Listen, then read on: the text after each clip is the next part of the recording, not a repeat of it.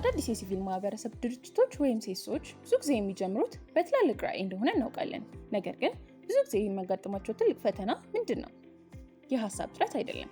ነገር ግን ተቋማቱ የተመሰረቱበትን ዓላማ፣ ፕሮግራሞችና ተጨባጭ የማህበራዊ ለውጥ መንገዶች ከትክክለኛው ባለድርሻ አካላትና የትብብር አጋሮች ዘንድ እንዴት መድረስ ይችላሉ የሚለው ነው። ለዚህ ነው ድርሻ.ኔትን ይዘንላችሁ የቀረብ ነው።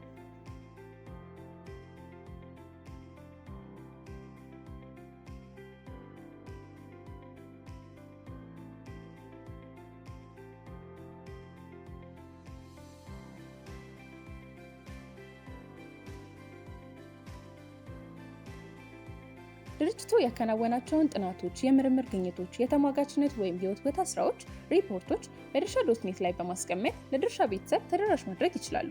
ከዚህም በተጨማሪ የድርጅቱን ስኬቶች፣ ተግዳሮቶች፣ ጥያቄዎች እንዲሁም ማስታወቂያዎች በብሎግ መልኩ አዘጋጅተው ተደራሽ ማድረግ ይችላሉ።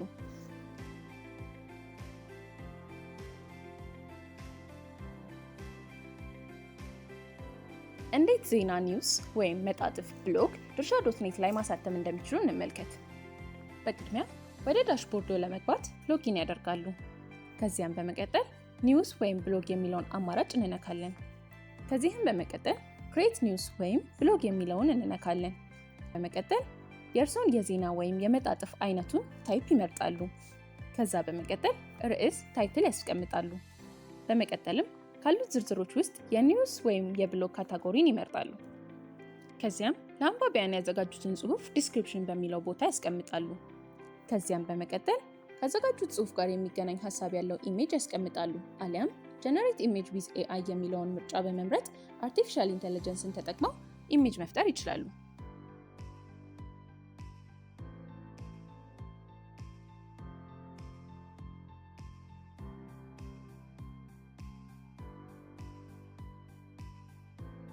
በመቀጠልም ሰሚት ኒውስ ወይም ብሎግ የሚለውን ኦፕሽን ይነካሉ።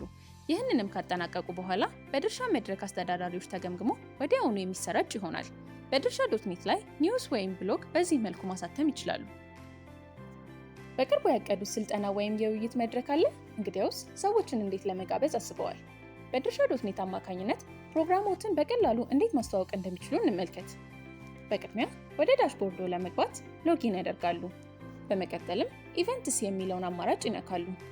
ከዚህ በመቀጠልም ክሬት ኢቨንትስ እንነካለን።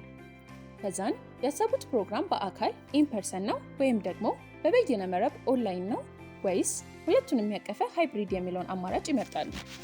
ከዛ በመቀጠል ርዕስ ታይትል ይመርጣሉ። ከዚያም በመቀጠል የፕሮግራሙ አዘጋጅ ሙሉ ስም ያስቀምጣሉ። ከዚያም የፕሮግራሙን የትኩረት አቅጣጫ ፎከስ ኤሪያ ከተዘረዘሩት ውስጥ ይመርጣሉ። የፕሮግራሙን የመጀመሪያ ቀን ስታርት ዴት፣ ፍጻሜ ቀን ኢንድ ዴት፣ መጀመሪያ ጊዜ ስታርት ታይም እና መፈጸሚያ ጊዜ ኢንድ ታይም በመቀጠል ያስገባሉ። ስለ ፕሮግራሙ አጠር ያለ መረጃ ዲስክሪፕሽን የሚለው ቦታ ጋር የሚያስገቡ ይሆናል። በመቀጠልም ፕሮግራሙ በአካል የሚታደሙበት ከሆኑ ቦታውን፣ ሎኬሽን ወይም ደግሞ በበይነ መረብ ከሆነ የመሰብሰቢያውን ሊንክ የሚያስቀምጡ ይሆናል። ከዚያም ካዘጋጁት ፕሮግራም ጋር የሚገናኝ ሀሳብ ያለው ኢሜጅ ያስቀምጣሉ። አሊያም ጀነሬት ኢሜጅ ዊዝ ኤአይ የሚለውን ምርጫ በመምረጥ አርቲፊሻል ኢንተለጀንስን ተጠቅመው ኢሜጅ መፍጠር ይችላሉ።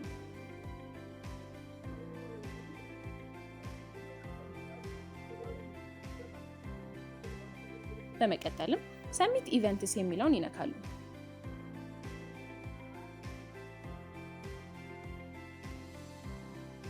ይህንንም ካጠናቀቁ በኋላ በድርሻ መድረክ አስተዳዳሪዎች ተገምግሞ ወዲያውኑ የሚሰራጭ ይሆናል። ይፍጠኑ!